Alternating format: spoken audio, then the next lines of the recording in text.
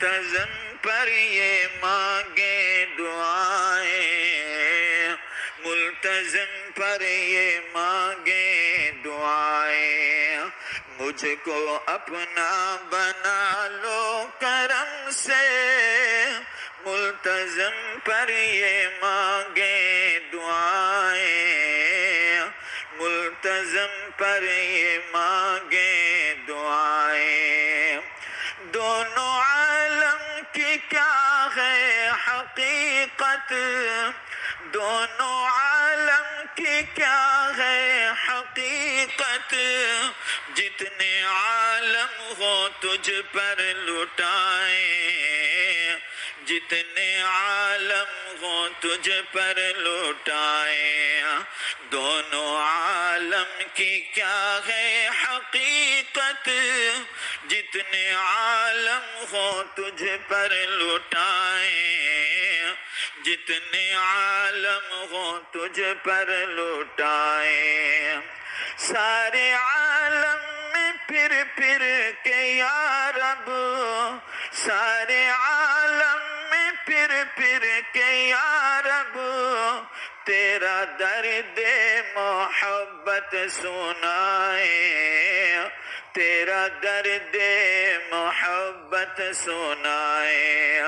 سارے عالم میں پھر پھر کے یا رب، تیرا درد محبت سنائیں، تیرا درد محبت سنائیں۔ تیرا درد محبت سنا کر، تیرا درد محبت سنا کر، سارے عالم کو مجنوں بنائیں، سارے عالم کو مجنوں بنائیں۔ تیرا درد محبت سنا کر، سارے عالم کو مجنوں بنائیں، سارے عالم کو مجنوں بنائیں۔ سارے عالم کو مجنوں بنا کر، سارے عالم کو مجنوں بنا کر، میرے مولا تیرے گیت گائیں، میرے مولا تیرے گیت گائیں۔ سارے عالم کو مجنوں بنا کر، میرے مولا تیرے گیت گائیں، میرے مولا تیرے گیت گائیں۔ لذت قرب پا کر تیری ہم، لذت قرب پا کر تیری ہم، لذت دو جہاں بھول جائیں، لذت دو جہاں بھول جائیں۔ لذت قرب پا کر تیری ہم، لذت دو جہاں بھول جائیں، لذت دو جہاں بھول جائیں۔ در بدر ڈھونڈتا ہے یہ اختر، در بدر ڈھونڈتا ہے یہ مظہر، اہل درد محبت کو پائیں، اہل درد محبت کو پائیں۔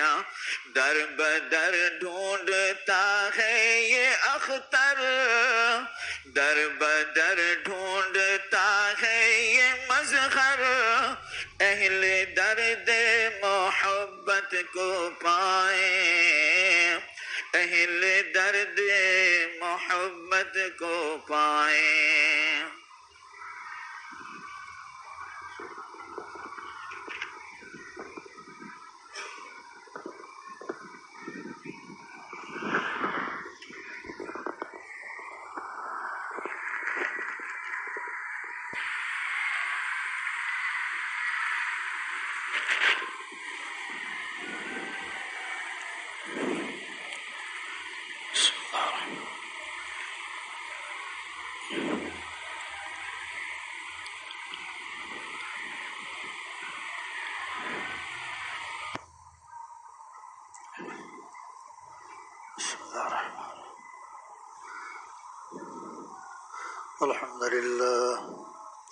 الحمد لله نحمده ونستعينه ونستغفره ونؤمن به ونتوكل عليه ونعوذ بالله من شرور أنفسنا ومن سيئات أعمالنا من يهده الله فلا مضل له ومن يضلله فلا هادي له ونشهد أن لا إله إلا الله وحده لا شريك له ونشهد أن سيدنا ومولانا محمدا عبده ورسوله أما بعد أعوذ بالله من الشيطان الرجيم بسم الله الرحمن الرحيم إنا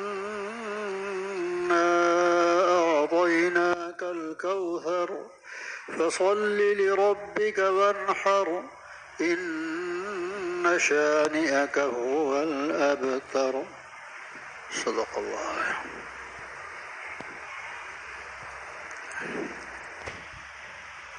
محبت دونوں عالم میں یہی جا کر پکار آئی، محبت دونوں عالم میں یہی جا کر پکار آئی، جسے خود یار نے چاہا اسی کو یاد یار آئی.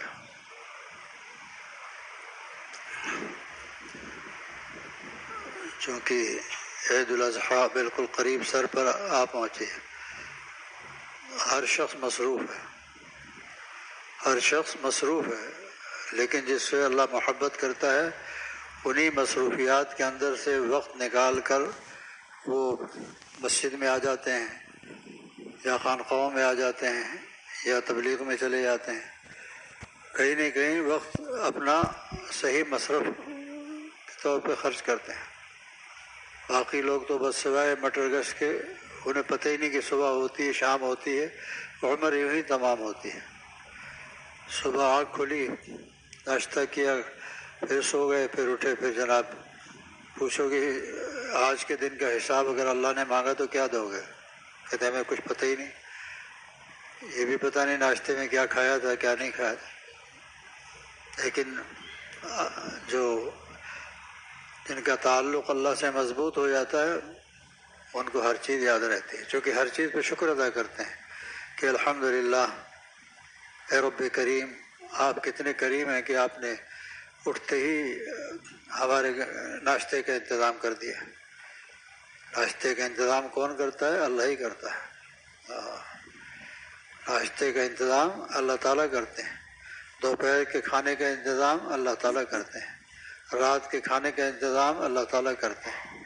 ہم سمجھتے ہیں کہ شاید ہمارے کمانے کی وجہ سے یا ہمارے پیسے کی وجہ سے، نہیں، اس میں پیسے کا دخل نہیں ہے.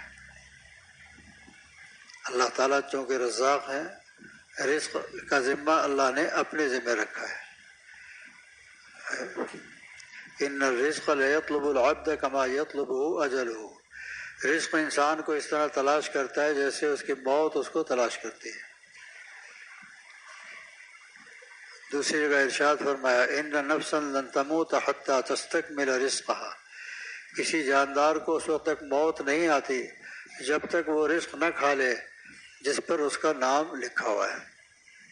کتنے لوگ کھانا کھاتے ہوئے ایک لقمہ، دو لقمہ، تیسرے لقمے میں لقمہ ہاتھ سے گر گیا اور خود دائیں یا بائیں گر گئے، پتہ چلا اس لقمے پہ نام نہیں لکھا تھا، دانے دانے پہ نام لکھا ہوا ہے. بیچارہ رخصت ہو گیا دنیا سے. حالانکہ بیٹھا تھا کہ بہت ہی مزیدار کھانا ہے آج کا، آج تو بیوی نے بہت اہتمام کے ساتھ کھانا پکایا، لیکن جو کہ وہ رزق اس کے مقدر میں نہیں تھا، بس کھاتے کھاتے اللہ کے پاس پہنچ گیا. پوری کائنات میں رزق کون پہنچاتا ہے؟ اللہ تعالیٰ. چونکہ اللہ تعالیٰ ہمارے خالق بھی ہیں، مالک بھی ہیں. اللہ نے ہمیں پیدا کیا ہے، ماں باپ نے پیدا نہیں کیا.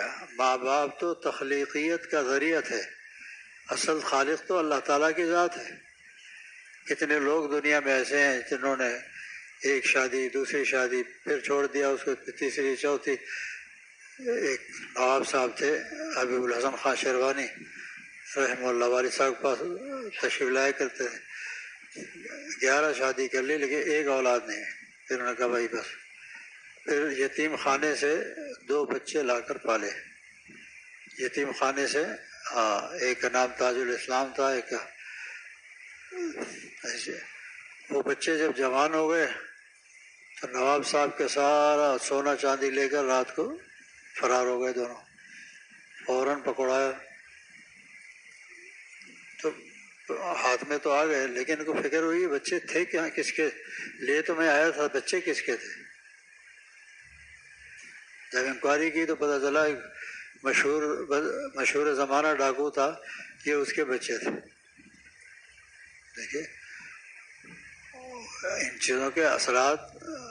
شریف خاندان کے بچے کچھ بھی کریں اتنا آگے نہیں بڑھ سکتے کہ جو آدمی پرورش کر رہا ہے، کھلا رہا ہے، پلا رہا ہے، ان کو معلوم ہے کہ نواب صاحب کے مرنے کے بعد تو سب کچھ ہمیں ملے گا، لیکن پھر بھی وہ عادت سے مجبور، خون کے اندر وہ چیز سرایت کر جاتی ہے.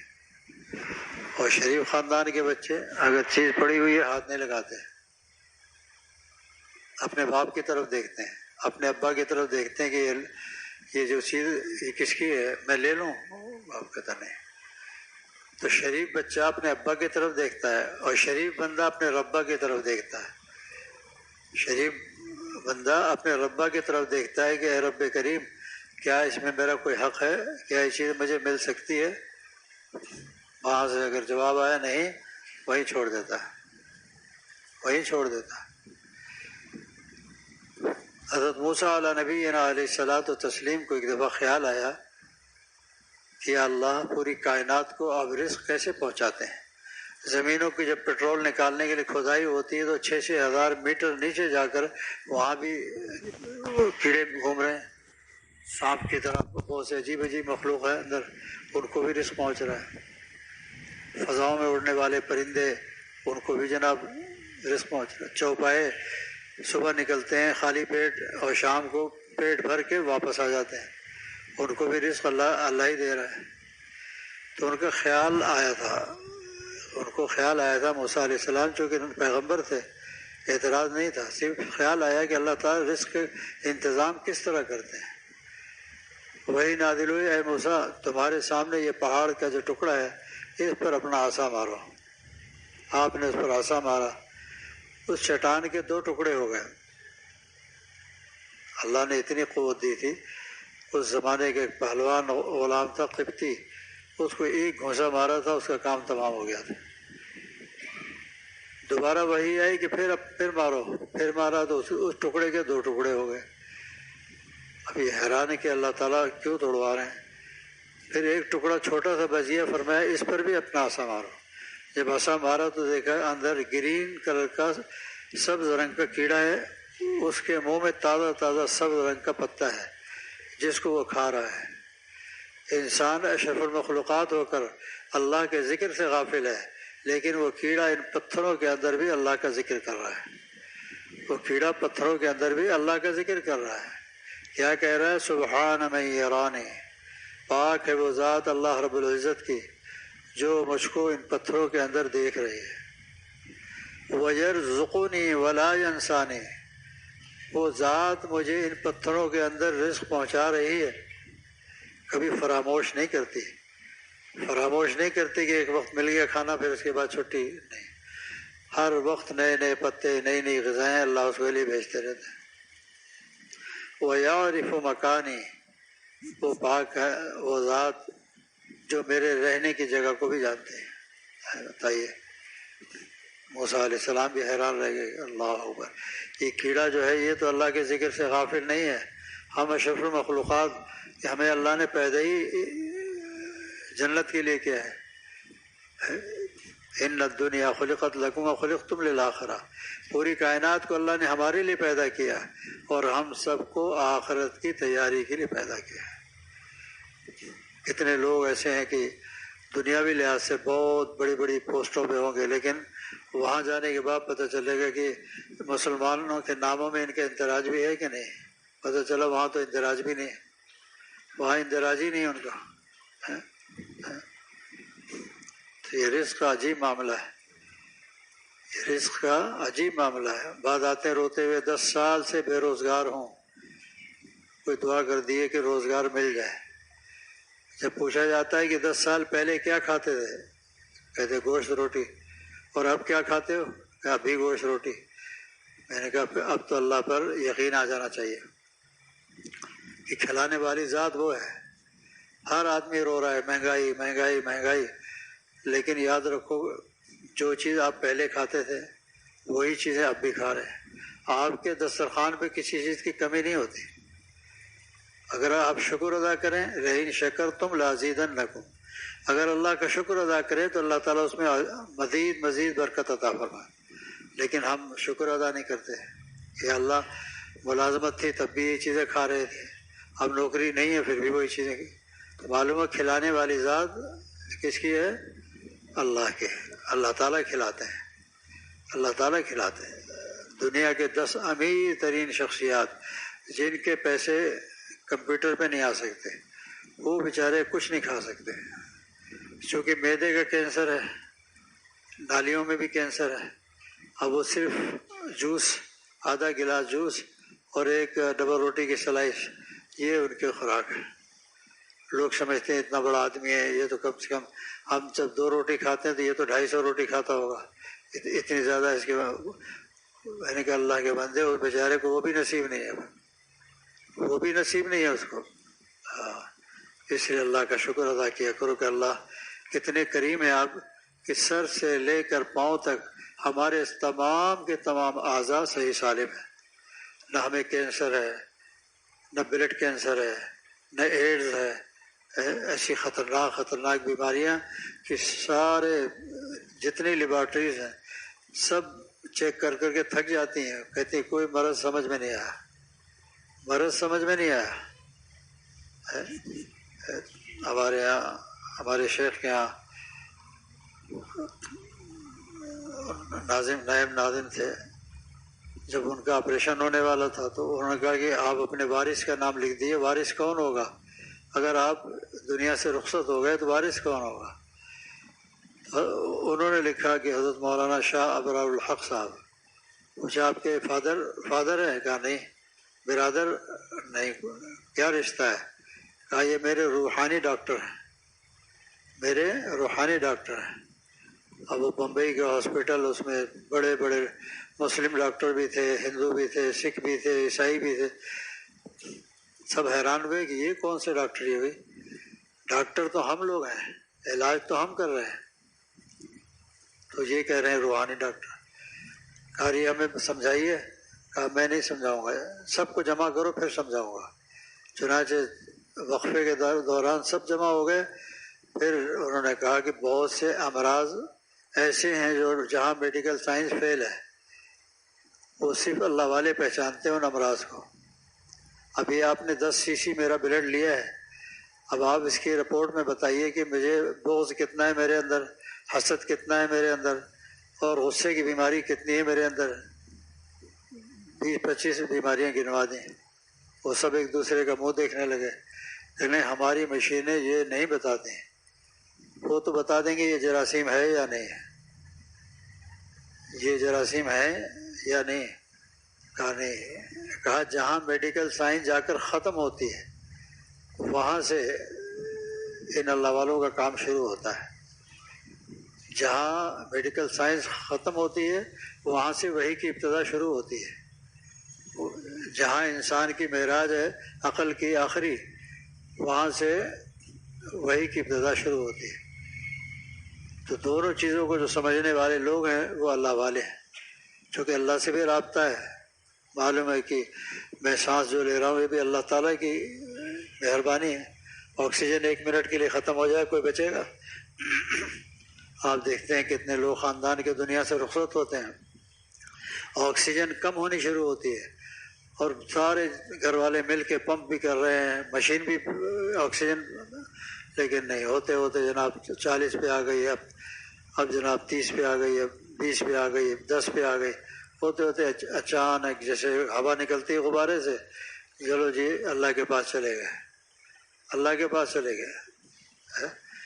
اللہ تعالیٰ نے وہ چیز جو انسانیت کے لیے ضروری ہے، جس کے بغیر انسان مکمل نہیں ہو سکتا، اللہ نے ان تمام چیزوں کو مفت کر دیا ہے، تمام چیزوں کو مفت کر دیا ہے۔ آکسیجن کے بغیر ہم زندہ رہ سکتے ہیں؟ تو آکسیجن کا کبھی ٹیکس آیا آپ کے پاس؟ اگر ان کے اختیار میں ہوتا تو روزانہ صبح شام آکسیجن کا بل آتا ہے، تو اللہ نے اس سے ہمیں آزاد رکھا ہے۔ سورج نکلتا ہے آب و تاب کے ساتھ، اور سورج کی 1 گھنٹے کی انرجی پوری کائنات کو ارض پر جتنے بڑے بڑے پاور پلانٹ لگے ہیں اس سے ہزاروں گنا زیادہ سورج 1 گھنٹے میں انرجی خارج کر دیتا ہے، اور اسی سے یہ غلہ پکتا ہے، اسی سے کھجوریں پکتی ہیں، اسی کی گرمی سے آم پکتے ہیں، جتنے فروٹ ہیں سب وہ تیار ہوتے ہی اسے ہیں، جتنے فروٹ ہیں وہ تیار ہوتے ہیں سورج کی گرمی سے۔ سورج کی گرمی جتنی تیز پڑتی ہے، ہم دعا مانگتے ہیں یا اللہ بہت گرمی ہے، بہت گرمی ہے، 50 سینٹی گریڈ ہو گیا۔ وہاں مدینہ منورہ میں بیان کے بعد سب نے دعا کرائی، اس کے بعد جو بدو بیٹھے ہوئے تھے وہ کہتے یا اللہ 50 کچھ نہیں آیا، یا اللہ 52 54 55 60 تک گرمی بھیج دیے تاکہ میری کھجوریں پک جائیں، اور حجاج کرام آ رہے ہیں تو تاکہ یہ فروخت بھی ہو جائیں، تاکہ میرے بچوں کا گزر بسر ہو جائے۔ اس کو گرمی کا احساس نہیں، چونکہ اس کو پتہ ہے ایک نعمت ملنے والی ہے، ایک نعمت ملنے والی ہے۔ اور ہم جو اے سی میں رہ رہے کے بالکل ڈی سی بن چکے ہیں نا، وہ تو بس کہتے ہیں یا اللہ یہ تو بہت زیادہ گرمی ہے، اور تھے تو بعض ملکوں میں 30 32 اور اگر 34 ہو گیا تو کپڑے اتار دیتے ہیں، کہتے بھائی برداشت نہیں ہو رہا۔ میں نے کہا تم چلو پاکستان میں سکھر یا جیکب آباد، پھر پتہ چلے گا گرمی کہتے کس کو ہے۔ عربوں کی جماعت آئی ہوئی تھی، جب ان کا فون آیا ان کے امیر کا کہ کہاں پر قیام ہے، کہاں ٹھہرے ہوئے ہو؟ کہا فی السقر، جہنم میں ٹھہرے ہوئے ہیں۔ فی السقر یہ کہاں پر ہے؟ کہا اس شہر کا نام ہے سکھر، اور ساتھی جیکب آباد ہے، اتنی شدید گرمی ہے۔ اچھا عجیب۔ تو اللہ تعالیٰ کا کرم ہے کہ اللہ تعالیٰ توازن رکھتے ہیں، کبھی ٹھنڈی ہوا تاکہ اس کا وہ مزاج بدل جائے۔ اب کراچی میں تو ہمیشہ ہوا چلتی ہی رہتی ہے، ہم اس کا اللہ کا شکر نہیں ادا کرتے ہیں، مستقل ہے۔ تو سورج کے بغیر انسان کی زندگی مکمل نہیں ہو سکتی۔ سورج کا بل کبھی آیا کسی کے پاس؟ کوئی ٹیکس نہیں آیا؟ اچھا، چونکہ انسان کے بس میں نہیں ہے ٹیکس لگانا، اس پر ٹیکس لگانا۔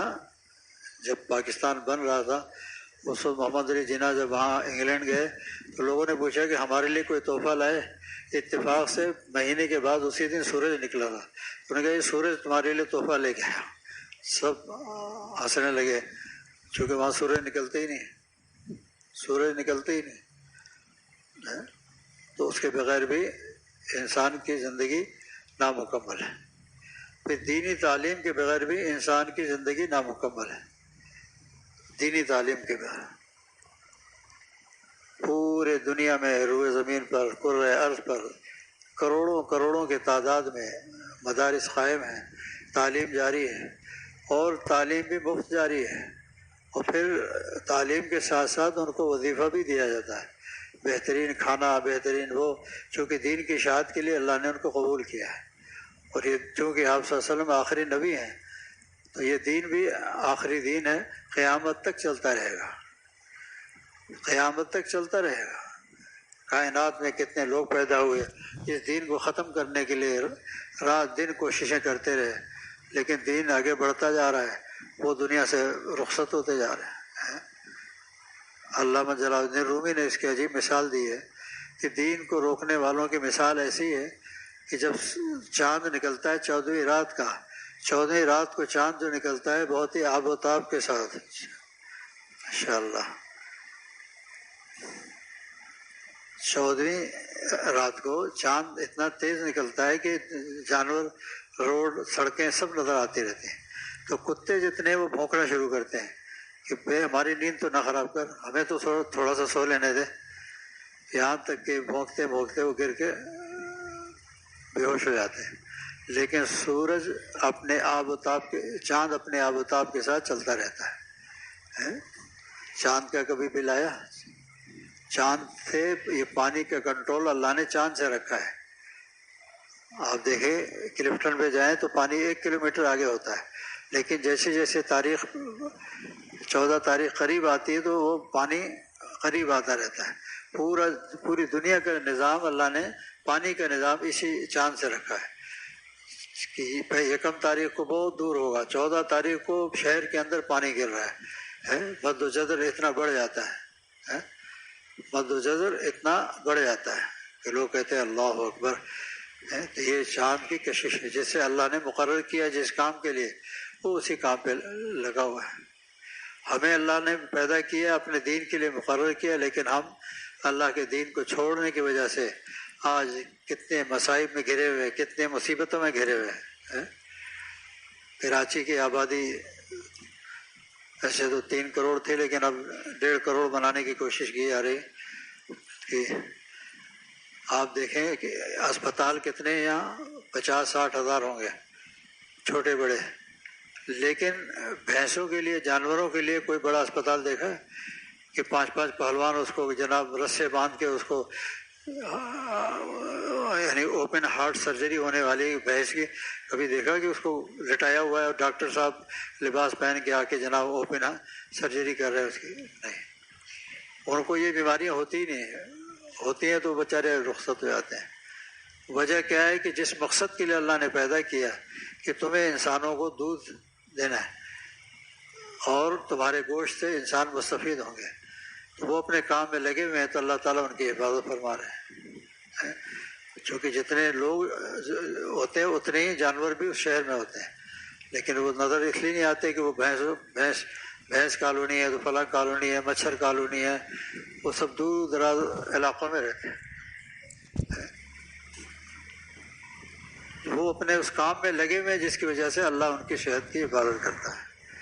ابھی اتنے مویشی آئے ہوئے ہیں، منڈی بھری ہوئی ہے، کبھی آپ نے نہیں دیکھا ہوگا کہ ہزاروں ڈاکٹر گھوم رہے ہیں انجیکشن لے کے، اس کو فلو ہو گیا ہے، اس کو چھینکیں آ رہی ہیں، کہیں اس کو موشن نہ شروع ہو جائے، کچھ نہیں، وہ پتے لا کے کھلا دیے، سب ٹھیک۔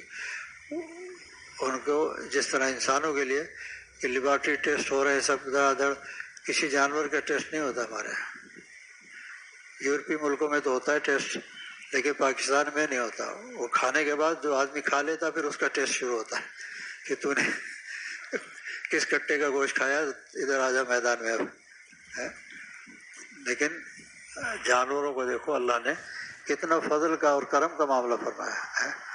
ہم لوگ اللہ کا شکر ادا نہیں کرتے کہ اللہ آپ کتنے کریم ہیں کہ اس مہنگائی کے دور میں بھی آپ وہی چیزیں کھلا رہے ہیں جو ہم پہلے کھاتے تھے۔ یاد رکھو کہ ایک چاول کا دانہ اگر 500 روپے کا بھی ہو جائے تب بھی آپ ویسے ہی کھاتے رہیں گے جیسا کہ آپ کھاتے ہیں، چونکہ رزاق تو اللہ تعالیٰ ہے، رزق اللہ نے دینا ہے، ہمارا کوئی عمل دخل نہیں ہے اس میں۔ وہ کریم مالک ہے، اس کو تو پتہ ہے پیدا اللہ نے کیا ہے۔ ماں باپ کی محبت پہ تو ہم ناز کرتے ہیں، لیکن اللہ کی محبت پہ ناز نہیں کرتے کہ اللہ تعالیٰ تو ہمارے شہرک کے قریب ہے، شہرک سے بھی قریب ہے۔ اور جب اللہ والوں کی صحبت میں آدمی آتا جاتا ہے، کچھ دنوں کے بعد اس کی کیفیت کیا ہوتی ہے کہ بزبان حال وہ شعر پڑتا ہے، کس طرح فریاد کرتے ہیں بتا دو قاعدہ، اے اسیران قفس میں نو گرفتاروں میں ہوں۔ اللہ کی محبت میں کیسے رویا جاتا ہے، اللہ کی محبت میں اللہ سے کیسے تعلق قائم کیا جاتا ہے۔ میں تو ابھی پہلی دفعہ مجلس میں آیا ہوں، ابھی 2-3 مجلسیں اٹینڈ کی ہیں۔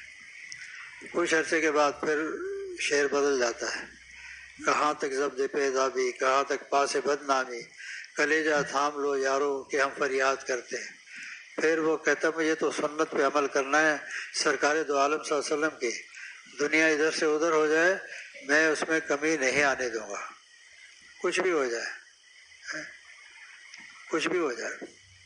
پھر آہستہ آہستہ اس کے اندر وہ احسانی کیفیات آنی شروع ہوتی ہیں، یہاں تک کہ کچھ عرصے کے بعد احسانی کیفیت پیدا ہو جاتی ہے کہ انت عبد اللہ کانک تراہ، تو اللہ کی عبادت اس طرح کر گویا اللہ تعالیٰ کو اپنی آنکھوں کے سامنے دیکھ رہے ہیں۔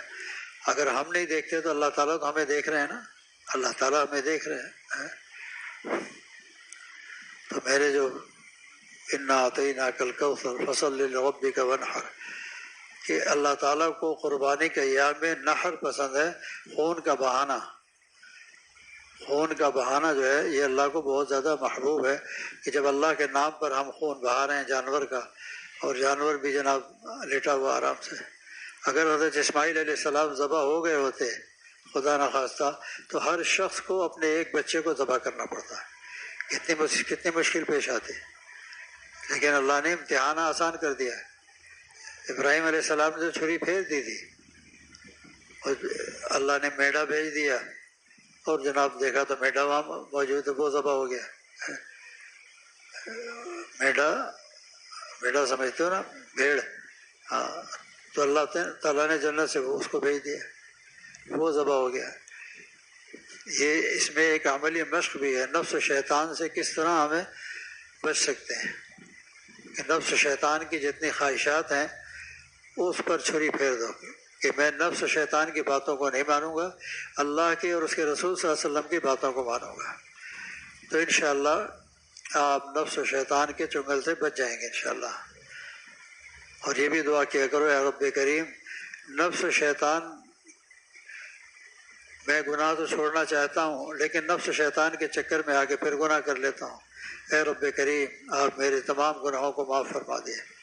تو اللہ تعالیٰ سارے گناہوں کو معاف فرما دیں گے. تو یہ قربانی اس فضیلت کو ختم کرنے کے لیے قرب ارض پر اربوں خربوں ڈالر خرچ کیے جاتے ہیں.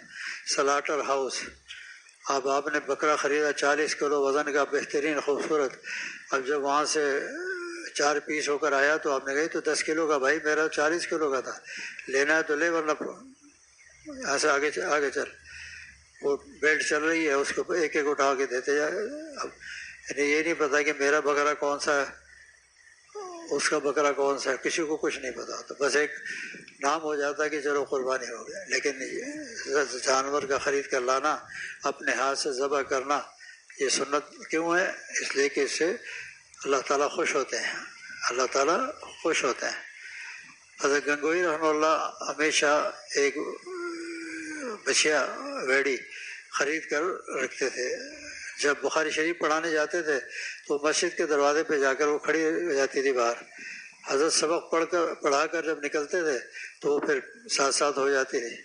فرماتے تھے دیکھو اب راستہ یہ مجھے دکھا رہی گھر کا. اتنے پیار سے پال کے فرماتے تھے جب جانور سے محبت پیدا ہو جاتی ہے نا، پھر چھری پھیرتے ہوئے کچھ مجاہدہ بھی ہوتا ہے. چھری پھیرتے ہوئے کچھ مجاہدہ بھی ہوتا ہے. اب تو سب کچھ آن لائن لوگ بتاتے ہیں ہم نے آن لائن بھی یہ کر دیا وہ کر دیا. میں نے کہا آن لائن نکاح تو ہو جاتا ہے، بچے پیدا نہیں ہوتے کسی کے. آن لائن نکاح تو ہو جاتا ہے، بچے نہیں پیدا ہوتے. وہ برکت، وہ تمام چیزیں جو آپ اپنے سامنے اپنے جانور کو ذبح کریں گے. اور یہ نعمت پاکستان میں اور ہندوستان، بنگلہ دیش، ان چند ملک رہ گئے جہاں پر یہ چیزیں ہیں کہ سڑکوں پہ بھی لوگ لگے ہوئے ہیں بسم اللہ اللہ اکبر، سب پوری زمین گونج رہی ہے بسم اللہ اللہ اکبر. باقی ملکوں میں تو سیدھا اگر جانور روڈ پہ کاٹ دیا تو اس کو ذبح کرنے والے کو سلاٹر ہاؤس میں بند کرتے کہ اب اس کے بعد تیری باری. لیکن ایک عظیم سنت ہے. تو پھر قربانی میں بہت احتیاط کرنا چاہیے. اگر اللہ نے دیا ہے تو ٹھیک ہے، ذوق شوق سے جانور اچھا لے. لیکن یہ کہ 1 کروڑ 30 لاکھ کا یا 1 کروڑ 50 لاکھ کا، اس طریقے سے اس میں ریا دکھاوا اتنا ہوتا ہے کہ ثواب تو ملنا دور کی بات ہے. بھائی درمیانہ لے لو. اب تو ہاتھ رکھنے کے بھی لیتے بتاتے ہیں 12 لاکھ روپے کا ہے یہ بکرا. بھائی کہاں سے آیا یہ؟ سرخاب کے پر لگے ہوئے؟ نہیں جی، یہ تو بہت ہی اس کی نسل پوری یاد ہے. پھر پوچھیں تمہاری اپنی نسل کیا ہے؟ کہتا مجھے اپنی نسل کا تو پتہ نہیں، اس بکرے کی نسل کا پتہ ہے. ابھی کچھ احباب گئے، پھر ایک دمبے پہ ہاتھ رکھا، انہوں نے کہا جو مفت ہے 7 لاکھ روپے میں لے جائیں. 7 لاکھ روپے میں ہوتا کیا ہے کہ وہاں جوا چلتا ہے، منڈی میں جوا کھیلتے ہیں بڑے لوگ، فارم ہاؤسز پہ جوا چلتا ہے. یہ کتنے کا جانور؟ 80 لاکھ کا. ٹھیک ہے، پرچی بن گئی، سب ہو گیا. اور وہ ہے وہی 20 لاکھ کا. اب اتنے پیسے اس کے وائٹ منی ہو گئے، ٹیکس سے معاف ہو گئے، وہ پرچی اس نے رکھ لی، ویڈیو بنا لی، سب کچھ ہو گیا۔ پھر دوسرا آیا، اس سے بھی اسی طرح، پھر وہ سارا اسی طرح ٹیکس بچا کے، تو قربانی کیا ہوئی، ایک مذاق بنایا ہوتا اس کا۔ جب سنے آپ قیمت کی 1,30,00,000 یہ بچڑا جو ہے، سبحان اللہ۔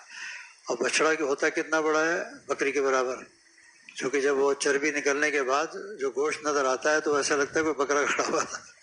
دیکھنے میں تو 20 من کا ہاتھی تھا، لیکن بعد میں نکلتا کیا ہے، جو گوشت کھانے کا ہے وہ ایک بکرے کے برابر گوشت ہوتا ہے۔ ہر چیز میں اعتدال ضروری ہے، اعتدال ضروری ہے۔ آپ زیادہ حصے کر لیں، مرحومین کے نام سے کر لیں، لیکن درمیانہ جانور لیں، 2 من 3 من 4 من 5 من کا، بس اللہ کے رضا کے لیے قربان کر دیں، بس اللہ کے رضا کے لیے قربان کر دیں۔ ایک دفعہ مینا میں بکرے خریدے میں نے، خریدنے کے بعد جب پھر دوبارہ دانت دیکھے تو کسی کے منہ میں دانت ہی نہیں ہے۔ میں نے کہا بھائی میں نے تم سے کہا تھا 2 دانت والے چاہیے۔ اچھا، پھر اس نے کیا، پھر ہی بدل دیا، وہ پیچھے کھول کے پھر ریوڑ میں باندھ کر کے وہ 1-2 دانت والا پیچھے رکھا ہوا تھا تاکہ سیمپل دکھانے کے لیے۔ اتفاق سے احباب میں سے وہ بھی آئے ہوئے جانور، میں نے کہا کھڑے ہو جاؤ یہاں، جب تک میں نہ کہوں ہلنا نہیں۔ جو دانت وغیرہ دیکھ کے، سب اعضا دیکھ کے ان کے ٹانگ سے باندھتا گیا۔ جب اب انہوں نے کہا اب مجھے کدھر چلنا ہے، میں نے کہا آپ یہیں کھڑے رہیں، میں چھری لے کے آتا ہوں۔ لوگ آ گئے کہ ہمیں دے دیں، آپ نے تو خرید لیا نا، آپ کو ثواب مل گیا، ہمارے بچے کھیلیں گے۔ میں نے کہا نہیں، چھری میں پھیر دو، اس کے بعد تم لے جاؤ۔ کہنے وہ پھر بچے کیسے کھیلیں گے؟ میں نے کہا چلو اماں ابا تو گوشت کھا کے وہ کھیل لیں گے کچھ۔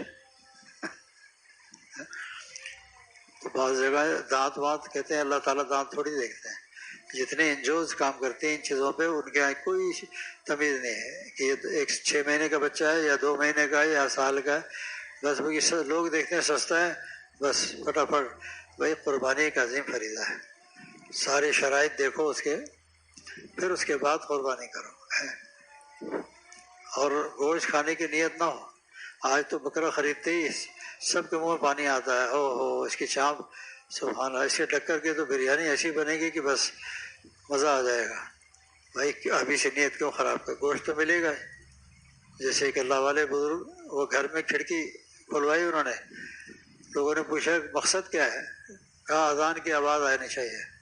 کہا ماشاء اللہ ماشاء اللہ۔ دوسرے آدمی سے پوچھا تم نے کیوں، کہا میں تو ہوا کے لیے۔ اب بیوقوف تو نیت کرتا اچھی، اذان کی آواز کے تو وہ ثواب بھی ملتا، ہوا تو خود بخود ملتی تھی۔ اس لیے جانور خریدو لیکن اللہ کے رضا کے لیے، اللہ کے رضا کے لیے۔ پہلے زمانے میں گوشت کھانے کی اجازت نہیں تھی، سارا گوشت گاؤں کا لے جا کر ایک جگہ ڈھیر لگاتے تھے اور پھر انتظار کرتے تھے کہ ہم پتہ کیسے چلے گا کہ قربانی قبول ہوئی یا نہیں۔ آسمان سے آگ آتی تھی، ان تمام گوشت کو جلا دیتی تھی، بس سمجھ جاتے تھے اب قربانی قبول ہو گئی۔ اور آج کہتے ہیں قربانی قبول کیسے ہوئی، تو 2 سے ڈکار لیتے ہیں، الحمدللہ قبول ہو گئی۔ اب اسے 7 اپ پیا ہے 2 بوتل، تب جا کے قبول ہوئی۔ تو یہ عبادت ہے، عبادت کو عبادت سمجھ کے کرنا چاہیے، عبادت کو عبادت سمجھ کے کرنا چاہیے۔ یہ نہیں کہ ایک اونٹ ذبح کیا، اب اس کی ویڈیو بن رہی ہے، پھر اس کو ادھر گھمایا، پھر ویڈیو بن رہی ہے، پھر سر کی طرف کھڑے ہو گئے اور قصائیوں کے لباس بدل کے، پھر یہ گھنٹوں لگ جاتے ہیں۔ پریشان ہوتا ہے قصائی بھی کہ اللہ کس مصیبت میں پھنس گیا۔ کہتے نہیں ہمیں ویڈیو باہر ملکوں میں بھیجنی ہے نا کہ ہم نے بہت اونٹ ذبح کیے، اسی ایک اونٹ پہ ہمارا گزارا ہو جاتا ہے، ایک اونٹ پہ گزارا ہو جاتا ہے۔ وہ خود بھی حیران تھے، ابھی تو تھوڑی دیر میں یہ لوگ عجیب دھوتی باندھے ہوئے کھڑے تھے، اس کے بعد دیکھا جبہ پہنے ہوئے، لال رومال سب کے، اور پھر سب کرے اللہ اکبر اللہ اکبر، پھر ویڈیو بن گئی، کہنے باہر بھیجنا ہے تاکہ زیادہ اونٹ آئیں۔ بھائی اللہ کو راضی کرو، اللہ کو راضی کرو، اللہ کے رضا کے لیے کام کرو، دکھاوے کے لیے، نام و نمود کے لیے کچھ نہ کرو۔ دکھاوے سے عمل باطل ہو جاتا ہے۔ پہلے زمانے میں دیہاتوں میں چوڑیاں بیچتے تھے، چوڑی والے وہ چادر میں چوڑیاں رکھ کے کندھے پہ اور آواز لگاتے تھے چوڑیاں لے لو۔ ایک دیہاتی آیا، اس نے زور سے ڈنڈا مارا، ارے کیا ہے اس میں؟ کہنا یار ایک اور مار دے تو کچھ بھی نہیں ہے، ایک اور مار دے تو کچھ بھی نہیں ہے۔ وہ چوڑی جو تھی آدھی تو توڑ دی تو نے، اب ایک ڈنڈا اور مار دے تو اب کچھ بھی نہیں بچے گا. اسی لیے اخلاص کے ساتھ اللہ کی رضا کے لیے، اللہ کی رضا کے لیے ایام تشریق تکبیرات شروع ہو جاتی ہیں. اب دیکھو کتنے حاجی پہنچ چکے ہیں ماشاءاللہ، اور تیزی کے ساتھ پوری دنیا کے لوگوں کو ساری فلائٹیں زیادہ تر جدہ یا مدینہ منورہ پہنچ رہی ہیں ماشاءاللہ. تو اتنے قربانی ان لوگوں کو وہاں کرنی پڑے گی. حاجی کے لیے 2 قربانی ہیں. اکثر کو مسئلہ ہی نہیں پتہ، 10 سال سے جا رہے ہیں حج پہ. حج کی قربانی اس کو دم شکر کہا جاتا ہے. ایک قربانی تو آپ کی جو آپ پر واجب وہ الگ ہے، اور دم شکر جو ہے کہ اللہ کا شکر ادا کر رہے ہیں کہ اللہ آپ نے اپنے گھر تو بلا لیا. اگر وہاں مشکل ہو تو اپنے ملکوں میں ادا کروا دو کہ میری واجب قربانی وہاں کر دو، میں دم شکر یہاں ادا کر دیتا ہوں. اب وہاں بکرے کھڑے ہوتے ہیں، بسیں آ رہی ہیں، قافلے آ رہے ہیں، یہ فلاں گروپ آ گیا تو وہ سب کو دکھا رہے ہیں، یہ دیکھیے یہ بکرا آپ کے لیے. اچھا ماشاءاللہ، یہ آپ کے لیے، یہ آپ کے لیے بہترین فربہ بکرے. وہ میمن تھا ذرا ہوشیار، اس نے کہا یار یہ ہم سے پہلے بھی لوگ کھڑے تھے، ان کو کیا دکھایا؟ تو سامنے ٹوائلٹ میں آ کے گھس کے کھڑکی سے دیکھنے لگا. اتنے میں پھر 3-4 بسیں آئیں، پھر ان کو کہنا جو میرا بکرا تھا وہ اس کو بھی دکھایا کہ یہ تو آپ کے لیے 800 ریال میں پکا ہے بالکل، بس پیسے دیں فٹافٹ اور پھر نام بھی لکھ دیں. کہا نام لکھنے کی جگہ پہلے والوں نے لکھا کوئی نام؟ تو وہ گھبرائے کہ تو آپ کہاں تھے؟ کہ وہ واش روم میں بیٹھ کے میں دیکھ رہا تھا کہ کیا ہو رہا ہے. اس لیے وہ دیکھنا چاہیے. کوئی دیانت دار، امانت دیانت کے خیال رکھنے والا، نیک صالح جو کہ واقعی قربانی کرے، اس کو آپ اپنا وکیل بنائیں. یہ نہیں کہ جو بھی ایجنٹ آیا کہ آپ میرا بھی کر دو میرا بھی کر دو، نہیں. اس طریقے سے آپ کی بھی قربانی نہیں ہوئی اور وہ الگ گناہ میں مبتلا ہوا، وہ الگ گناہ میں مبتلا ہوا ہے. اس لیے ہمیشہ اخلاص کے ساتھ قربانی کرنے کی اللہ ہم سب کو توفیق عطا فرمائے. نام و نمود سے اللہ تعالیٰ ہم سب کی حفاظت فرمائے. بعض جگہ یہیں گلشن میں 3-4 بچڑے آتے ہیں بڑے بڑے، تو اس کے لیے اندر مٹی 3 فٹ مٹی ڈلوا کے پلیٹ فارم بنایا جاتا ہے. بچڑے اس پر کھڑے کر کے آگے ٹینٹ لگا دیتے ہیں. تو نیچے آدمی تو نیچے ہے، وہ ایسا لگتا ہے کہ یار یہ 20 فٹ اونچا اتنا بڑا بیل کہاں سے لائے ہیں، اندر جھانکنے کی بھی اجازت نہیں. اب کس کام کا ہے؟ قربانی بھی نہیں ہوئی، ریا دکھاوے کے لیے ویڈیو بن رہی ہے ہر آدمی. بس نہیں، قربانی کا جانور اس کو مارنے تک کی اجازت نہیں، مارنے کی بھی اجازت نہیں. پیار سے چارہ دکھاؤ وہ چلے گا. لوگ بے دریغ مارتے ہیں ان کو بھی، وہ اللہ کے راستے میں جان قربان کرنے جا رہا ہے، اس کو تو مت مارو. تو اللہ رب العزت خصوصی کرم فرماتے ہوئے ہم سب کو اخلاص کے ساتھ قربانی کرنے کی توفیق عطا فرمائے. چونکہ قربانی ایک عظیم فریضہ ہے کہ جتنی کھال آپ کے حصے کی ہے، بکرا ہے تو پورا آپ کے حصے کا، تو اس پر بال کتنے ہیں؟ کروڑوں کی تعداد ہے. اتنی نیکیاں آپ کے نامہ اعمال میں منتقل ہونے. اور اگر ریا نام و نمود ہوا تو نہ آپ کو کچھ ملا نہ ان کو کچھ ملا. پہلے جب بتائیے کہ لوگ کہتے ہیں کہ جانور مہنگے ہو جاتے ہیں، معیشت پر بہت برا اثر پڑتا ہے. اب جاہل معیشت پہ اچھا اثر پڑتا ہے، چونکہ قربانی سے 3 مہینہ پہلے سے کوئی محروم نہیں رہتا. اس کے ہندو ہیں وہ بھی چٹائیاں بنا رہے ہیں، وہ بھی جناب رسیے بنا رہے ہیں. عیسائی ان کی فیکٹریاں سب صفائی ہوتی ہے، ٹرینری بھی کھال آنے والی ہے. پھر ہاتھوں والے الگ تیار رہتے ہیں کہ بھئی آتے ہمیں بھیج دو. سینگ والے کہتے ہیں سینگ ہمیں بھیج دو. کوئی چیز ایسی نہیں جو ناکارہ ہو. سارے لوگ اس سے پوری دنیا میں کاروبار چل پڑتا ہے. ہندوستان میں بہت پابندی تھی، تو مفتی شفیع صاحب مفتی اعظم پاکستان رحمہ اللہ نے لکھا کہ اگر اس طرح معیشت سنبھلتی تو وہاں تو دودھ کی نہریں بہنی چاہیے، گھی اور دودھ کی نہریں بہنی چاہیے، جبکہ گھی دیکھنے کو نہیں ملتا. گھی یہاں ملے گا پاکستان میں. اتنے جانور اللہ تعالیٰ نے پیدا کیے. ایران شپ بھر کے جا رہا ہے، افغانستان جا رہا ہے، اڑوس پڑوس کے ملکوں میں جا رہا ہے. ترکمانستان، آذربائیجان، پھر دبئی، دوحہ، قطر، چونکہ ہمارے یہاں جو قصائی بڑے کا گوشت کاٹتے ہیں ہوتے بھی ماشاءاللہ لحیم شہیم ہیں، تو عرب سمجھتے ہیں شاید اس کے کھانے سے ایسے آدمی صحت مند ہو جاتا ہے، تو وہ اسی سے گوشت خریدتے ہیں جو قصائی ذرا اچھا، اور بکرے کا گوشت کاٹنے والا بیچارہ دبلا پتلا ہوتا ہے۔ تو جس چیز کا استعمال زیادہ ہوتا ہے اللہ تعالیٰ اتنی زیادہ پیدا کرتے ہیں۔ اتنی قربانیوں کے بعد ایک مرتبہ اندرون سندھ جانا ہوا تو دیکھا کہ ریوڑ کے ریوڑ، اس کو بلایا کہ بھائی تم نے بیچا نہیں وہاں؟ کہنے بیچ بھی دیا، پتہ نہیں کہاں سے ایسے رات کو سوتے صبح لگتا بارش ہو رہی شاید۔ پھر وہ ایسی برکت اسی کا نام ہے، قلیل کثیر النفع۔ کتیا جو ہے سال میں 2 دفعہ بچے دیتی ہے اور 6-7 بچے دیتی ہے، لیکن کتوں کے ریوڑ کبھی آپ نے سنا ہے کہ بھائی آج فلاں روڈ بلاک ہے، اخبار میں آ گیا ہے کہ وہاں کتوں کا آج ریوڑ کا گزر ہوگا اس لیے ٹریفک ادھر سے موڑ دیا جائے؟ نہیں، کوئی نہیں، چونکہ اس کا گوشت حرام ہے، وہ خود بھی نجس ہے، ان کا کوئی ریوڑ نظر نہیں۔ اور جو حلال جانور ہیں اس کی پیداوار اللہ تعالیٰ نے اتنی بڑھا دی کہ اللہ اکبر، یہ برکت ہے۔ قلیل کثیر النفع، نفع بھی خوب ہو رہا ہے، کما بھی رہے ہیں وہ، اللہ تعالیٰ برکت بھی دے رہا خوب۔ بس جانور کو یہ دیکھو کہ لنگڑا لولا نہ ہو۔ 4 پاؤں ہوتے ہیں، اگر ایک پاؤں بالکل زمین پہ نہیں ٹیک سکتا تو اس کی قربانی جائز نہیں، اگر رکھ تو لیتا ہے لیکن وزن نہیں ڈال سکتا تو اس کی جائز ہے۔ سب مسائل سیکھ لو، چونکہ ابھی تقریباً 9-10 دن تقریباً رہ گئے ہیں، 10 دن رہ گئے ہیں اور تیزی کے ساتھ دن گزر رہے ہیں، اس لیے ابھی سے سب تربیت اس کی حاصل کر لو کہ کس طریقے سے قربانی کرنی ہے، قبلہ رخ کیسے لٹانا ہے جانور کو، پھر چھری کیسے پھیرنی ہے،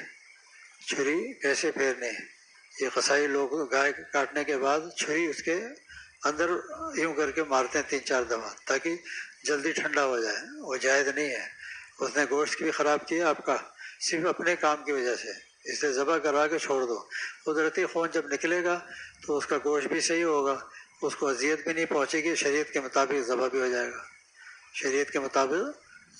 جائے گا،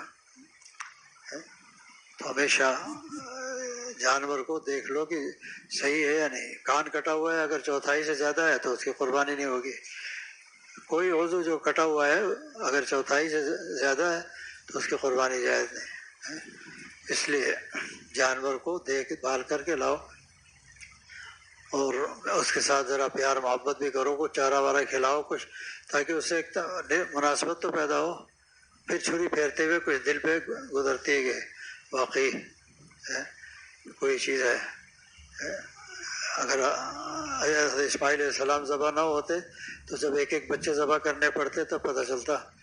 یہ تو اللہ کا شکر ادا کرو، اللہ نے ان کی جگہ مینڈے کو بھیج دیا جس سے آج ہمارے بچے بچ گئے، تو یہ شکرانے کے طور پر یہ جو ذبیحہ ہے اللہ تعالیٰ کے نزدیک بہت ہی مقبول ہے، اور قربانی ہر صاحب نصاب پر واجب ہے، لیکن اکثر لوگ بس گوشت لینے کے لیے پہنچ جاتے ہیں، بھئی 1 تولہ سونا بھی اس سے بھی واجب ہو جاتی ہے، اس سے بلکہ کم میں 52 تولہ چاندی کی قیمت لگوا لو، 52.5 تولہ، لیکن لوگ کہتے نہیں وہ تو بیوی کا ہے، اب بیوی سے کہو بھائی تم کر لو قربانی، نہیں یہ شوہر کا ہے، وہ دونوں اسی جھگڑے میں بقرعید گزار دیتے ہیں، کہتے ہیں ہے تو میرے پاس 10-15 تولے سونا لیکن یہ شوہر صاحب کا ہے، شوہر کہتا میں نے تو تمہیں دے دیا تھا، کہا نہیں میں نے تو لیا ہی نہیں تھا ابھی تک۔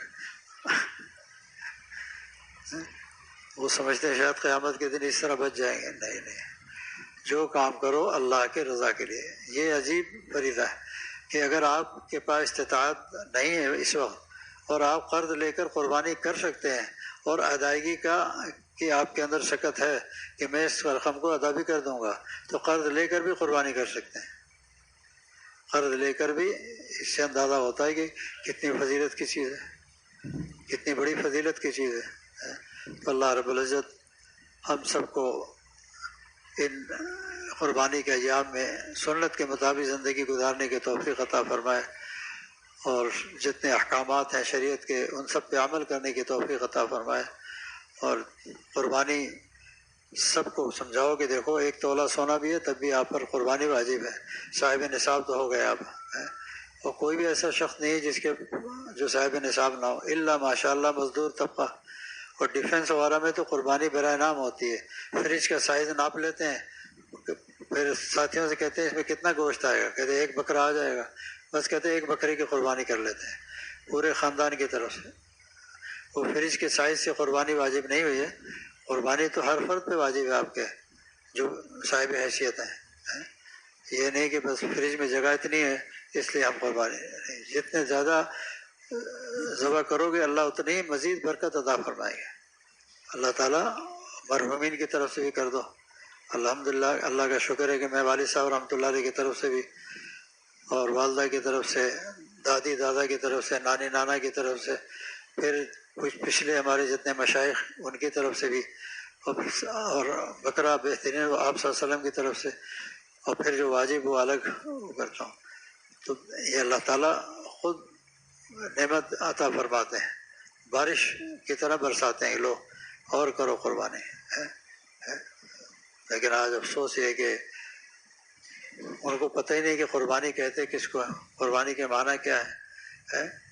حضرت ابراہیم علیہ السلام کا قصہ بھی نہیں معلوم ان کو کہ واجب کیوں ہوئی ہے. تو اللہ تعالیٰ خصوصی کرم فرماتے ہوئے ہم سب کو سنت کے مطابق عمل کرنے کی توفیق عطا فرمائے، اور سنت کے مطابق قربانی کرنے کی توفیق عطا فرمائے. بعض لوگ جانور تو لے آتے ہیں، اس کی خدمت میں ایسا لگ جاتے ہیں کہ پیشاب پخانے میں خود بھی ڈوبے رہتے ہیں، نہ نماز ہوتی ہے نہ کچھ. بھائی اس کے لیے الگ کپڑا رکھو، فوراً کپڑا دوسرا پہنا اور وضو کیا، نماز پڑھ لی. اس اللہ تعالیٰ کے حکم بجا لانے کے بعد اب اس کی خدمت کرو. خدمت تو منع نہیں ہے. تو اللہ تعالیٰ خصوصی کرم فرماتے ہوئے ہم سب کو جذب فرما کے اپنا مقبول، اپنا محبوب بنا لیں. اللہ تعالیٰ ہم میں سے کسی ایک کو بھی محروم نہ فرمائے. اللہ دعا کیجیے اللہ کرم کا معاملہ فرمائے. اللهم صل على سيدنا مولانا محمد وعلى آله وصحبه أجمعين. اللهم أرنا الحق حقا وارزقنا اتباعه، وأرنا الباطل باطلا وارزقنا اجتنابه. اللهم إنا نسألك الهدى والتقى والعفاف والغنى. اللهم ألهمنا رشدنا وأعذنا من شرور أنفسنا.